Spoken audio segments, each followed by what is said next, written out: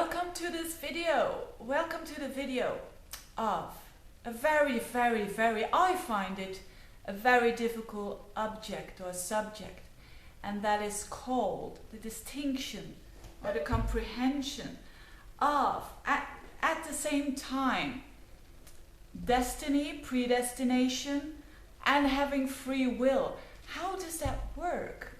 Well, in this video, that is really my intention. My intention is to try to give you some clues in order to understand how this can work together. Because I used to think that you couldn't mix the two, but actually you can. And I'm going to try to explain in very easy, practical stuff and with own experiences, trying to explain how I see it and how I got it and the process. So I hope that the understanding, the clearness will also become true for you. So let's get started. Predestination and free will. Well, first of all, I used to think that there wasn't such thing as predestination. I thought that everything was our choice, that only the people in Africa, those little children who haven't got any food and who have got nothing, that they didn't have a choice, but we've got a choice, always. And in fact, it all started with, and I really have to tell something about myself, because it's very easy, then you can understand it, it's just day-to-day life. When I was 17, actually almost 18, not so long ago, I had to make a choice between studying applied economy or studying literature, actually English, German. And everybody, teachers and parents, friends, they say, do the language stuff, you're good at it, you have a natural talent and it will be very easy for you, I can learn a language, whether it is Chinese or French or whatever, in a couple of weeks. It's very easy for me, it's my path, you could say, or you think it's my path. But no, I did choose for the difficult path, and it's absolutely not in my nature to choose a difficult path. On the contrary, I have a Sagittarius rising, which always want to take the easy way. But no, I felt this very deep knowing. I didn't know where it come from, but that very deep knowing. I have to study applied economy. I have to do that at the University of Antwerp. I didn't know why, but I had such a fixed idea. I knew I was very bad at economics, and I knew I had very, very low points when it considers mathematics, and I knew it was going to be hard, but I did it anyway. It's like everybody knows that feeling, maybe you're a man and you once had the choice between two women, a very beautiful and a very nice and lovely lady, and on the other hand, that very difficult, challenging woman that makes you crazy, but you felt that you had to pick out that one because it's just the experience that you need to go through. Sometimes we know that on a very deep level. So, but I did the economics, and yes, it was a struggle. It was, when you talk about free choice and predestination, well, I really thought, it's my own choice. It's me that is picking out these difficult things. And I did it anyway, but I did it really with a lot of effort, a lot of discipline. And I really didn't understand, I doubted my choice a lot, because, especially after the first year of the exams, because I didn't understand myself anymore. I said, why the hell did I pick out this study? Because it's, I'm talking about 22 years ago already, and there were these excellent professors. I mean, what's an excellent professor? A very theoretical one, but also with one foot in the practical world. And they were, 20 years ago, they were already talking about the criminal banksters, about a little group of people that is going to determine the whole world, etc. So I really saw at a very early age that, you know, this world that we're living in is so dark, and am I a part of this? So I was doubting. I wish I was, you know, between my nose between the books of Goethe and Faust or whatever, or Shakespeare. And but it was not. It was real reality, and I'm very grateful now afterwards that I did that studies, because that was the very beginning of an opening to a more, let's say some people would call it a spiritual path, a more path of a higher understanding of everything. That's probably why I picked out that difficult study. It's not a difficult study in itself, but for me it was difficult. And so that's choice that we're making. And so I did the economy. I picked out a company. Well, actually, that company picked out me because I didn't want to work there. But it was economical crisis, so I thought, I'm going to work there for a month or two, and then I'll see, you know, catch the cash, and then we'll see. But it lasted a bit longer. It lasted more than a decade that I worked in this big corporation with all the things happening that I was taught at that university, how dark these things can be when there is power and there's a little group of people that have all the power, and there's no such thing as authenticity and identity. There's no such thing as that. So it was also a hard lesson, that one. And but I started to, around the end of the 90s, I started to study astrology, and to I'm not going into why, but that would be too long. And so I studied astrology, and the more I studied it, and especially when I started to practice it on other persons, like your friends or your family, or so persons you don't know, I actually started to see that there was such thing like predestination. There had to be such thing, because I was predicting to people like, you're having a Jupiter transit at the moment, you know, at your midheaven in the 10th house. So really do make sure that you take the opportunities when they come, and so on. And later on, those people gave me the feedback, and it was true, they said. And I thought, yes, they want to believe me.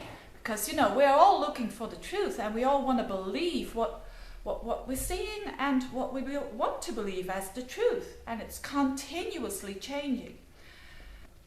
And then I bumped into this book.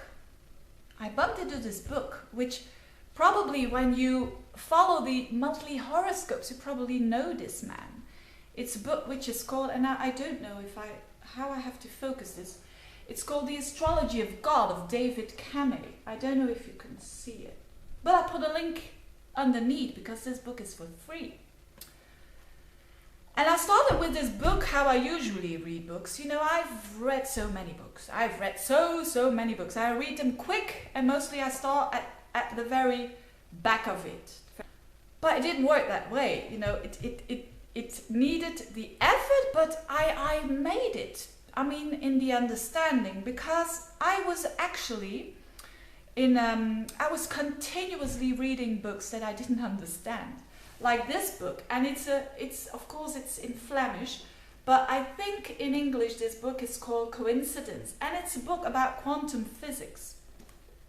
And I always get, you know, I want to find a book that is including all. That's my goal. It's like that Dutch journalist who is called Boudewijn Boeg. He passed away long time, but he was always, he's a journalist, and he traveled a lot, and he was always on the road for searching the book of truth. And that's with me too. I'm always looking for, you know, a book that includes all, that includes life as a whole. And with these kind of books, when it goes, you know, the quantum physics and so on, I always get very excited, because the first 10 pages, I understand them. So the first 10 pages I always get very excited, and then I lose it completely. You know, my mathematics aren't that great. And So I was a bit, yeah, I was a bit, hey, I want to find a better book. And when I started to read this book, The Astrology of God, which is about everything, and not only, because the title is a bit misleading, it is, you would think it is about God, but it's about all. And in a way you could say that is God. For a lot of people it is Allah, or it is Buddha, or it is, like in my terms, it's the higher consciousness. So, but the thing about this book is that there was this one line, this very practical, objective line, and it was said that something like that, like, you can't just take a planet and just put it away over there. And I thought, that's true. I think he's right. You can't just take a planet and put it a bit further away. You can't just take Saturn and say, bye-bye Saturn, I'll put you in another sign so I don't have the energy of Saturn, you know, bye-bye. So that made sense to me. And actually, so the comprehension started to, you know, I started to comprehend and to understand that there was something like, you know, predestination. And it is like, to say it in his words, what is it? Creation comes to you. Wow, I was really not feeling comfortable with that. But I knew it was, you know, very close to the truth. Nowadays, maybe within a year or 3, I will have another book here.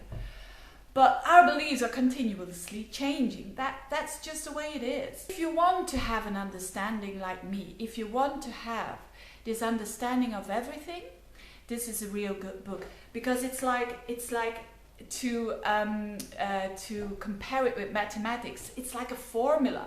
It's like when you have, what is it called, the axiomas or something? You know, you have a theory. You have a theory and you've got to prove it. And everything you derive from that theory is actually happening and it's life. And everybody can understand it. You know, everybody can understand this book in his or her own terms. And that's why I think it's so close to objectivity. You know, everyone's a subject, but every now and then we need the objectivity to have a higher view of everything, to understand the situation that we're in. So, and especially when you think that you're a bit off the path, it's nice to have some clues that put you again on the path. Another thing that helped me with my understanding of predestination, so I was getting it a bit more. So yes, okay, there is probably predestination. But still, what about that choice and their own choice? I couldn't mix those two. And then this understanding, or this closure of understanding, I call it a closure, because this was just the, like in these cards, it was just the key. And then the whole process gets started. And then I got it more when the Mercury retrograde. I love Mercury retrogrades, I really do, because I have Mercury retrograde in my natal chart. So that's probably why I think, yes, I'm gonna have some crystal clear understandings now. And it was going through the 8th house, the house of deep thinking. And a couple of weeks ago, so I work for the moment some couple of days at a park cafe, and that is not far from Ghent in Belgium. So of course it's a park and it's a cafe, very important for the Belgians, you know, having a bite to eat and something to drink. And it's a recreation park. You can really have a good time, and there are some caravans around it, 6 or 7 caravans, old caravans. And in those caravans you can have readings, and I'm the only astrologer there. And the other people that are there are tarot readers, Lenormand readers, mediums, all of that. And they all came to me for free readings. I didn't understand it at the beginning, because sometimes I'm really slow in understanding. I wanted a reading too, of course. And gladly one lady told me, I want a reading too, and then I got it. But anyway, They wanted to give me free readings. I said, I don't, you know, sometimes you really don't need a reading. You think, you know, I've got it all under control and I don't really want the reading. But they did. Some of them were really surrealistic. I really mean surrealistic. And others, you know, of this one lady, her name is Crystal, you know, crystal clear. But her name is Crystal, and I don't even know her last name, and she doesn't want me to put her link under my video. I asked it, and I respect that, but it's a pity. But she wanted to give me this reading. I said okay, and that reading gave me another clue of the closure of the clue of the understanding between predestination and free will. I really understand it now, and I'm going to show you why. Now, I don't know anything or very little about Lenormand cards. You know, cards, I love it, but it's not my thing. It's simply because it's my character. I would absolutely misuse it, abuse it. It would take power from me because I would keep on asking, probably. So, but this lady said, okay, I'm going to do this reading for you, and it was Lenormand cards. It's very known in Belgium, it's very known in France, I don't know about other countries. But what this does is it gives you a whole, you know, the whole picture, the helicopter view. It gives you a whole picture of your life. And if you're a woman, let's say the center of all these cards is this beautiful lady. And when you're a man, it's this beautiful man. It's this beautiful, nice man. And so it depends on when your personal card is situated, how your life unfolds. So, and they put all the cards out. That is called the book, as far as I know it. It is called the book. And you can know very well when you are online or not in line with, as Crystal said, with, you know, the higher consciousness or the divine path or with Allah or with whatever, God, Buddha. So as I was talking about this lady, that when it is at the end of the book, what does it mean? Well, she said, I can only see your past, right? And what do you see? And I can only see the situation that you're in at the moment. And she said two things. She said, oh, I see here the moon, which is very strangely in this kind of cards, it means work. And this card, I can't explain it because I don't know the word for that kind of knife. We had one of those. We used to have one of those, my family, but I don't know how it calls, but it's obvious, right? It's a cutting off of work very quickly. So that was true what she said. And what's at the moment. And at the moment there were 3 cards, and it was the heart, very nice card, the heart. So you're doing things from the heart, she said, very easily, doing things from the heart. And there's 2 cards, which is the ship and the birds. And what do they mean? Well, the ship means foreign countries and connections. So when it comes to work, foreign countries and foreign languages, foreign people. And this means communication and talking a lot and giving messages. Well, to be frankly, for me, that was spot on. Since I've been doing the monthly horoscopes in 3 languages, I'm having clients from all over the world, from Saudi Arabia to Australia to America. So that was really spot on, and I was impressed. And but not only I was impressed, I was even impressed more how she explained to me that choice and having choice are and predestination. She said, when you're at the end of the book, like I was, there is this situation that you are forced to do things, that you sense that you're not on your path, that you're actually, you know, very much from the path, that you don't feel aligned, that you feel like you're in the wrong movie. So for me it was work. And but that it has to be that way, you know, all the cards, how they are laying there on the table. That is the predestination. It has to be that way.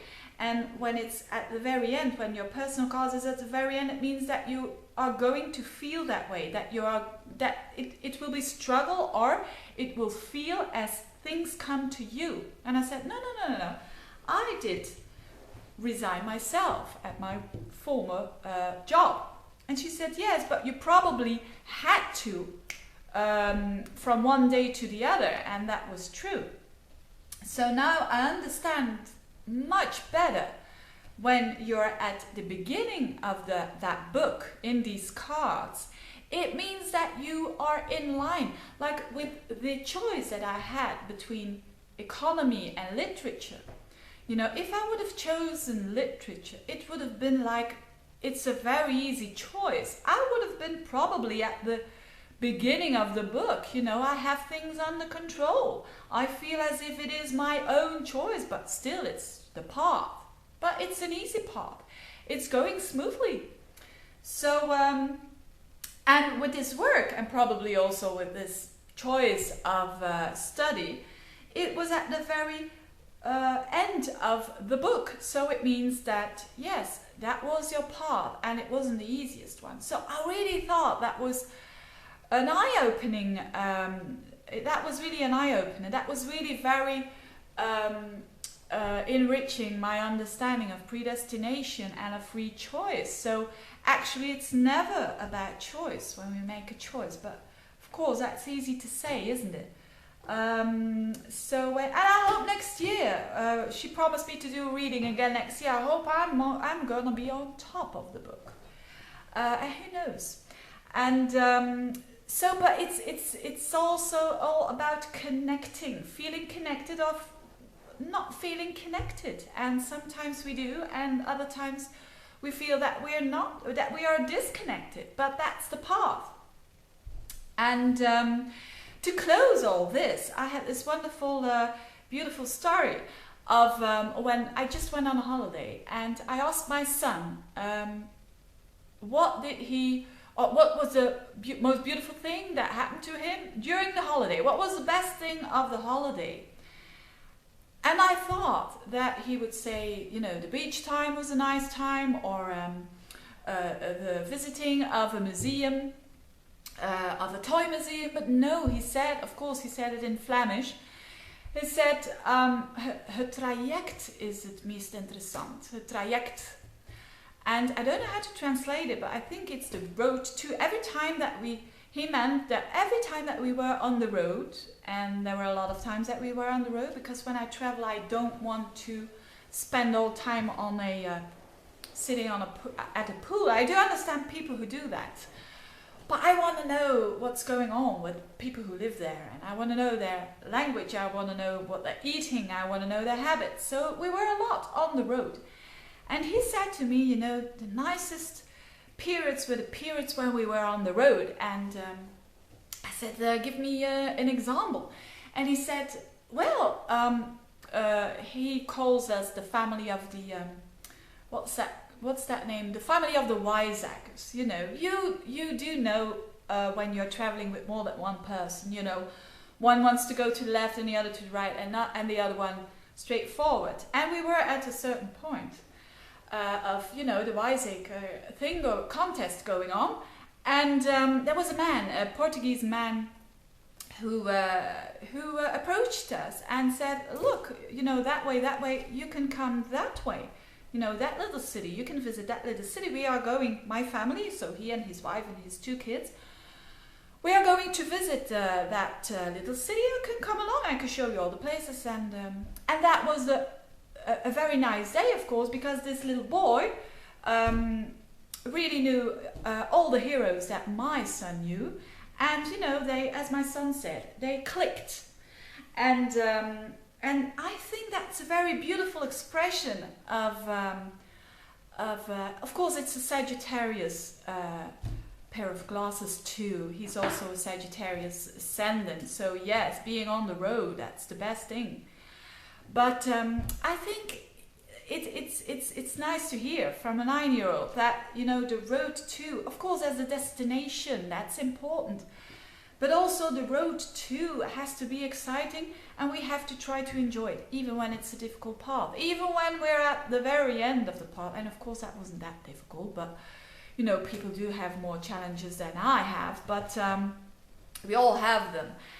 And that's what I really wanted to talk to you about, and that is the understanding that I've got with the Mercury retrograde, and I hope that it has given you some insights. And thank you very much for watching this little story, and see you soon. Bye bye.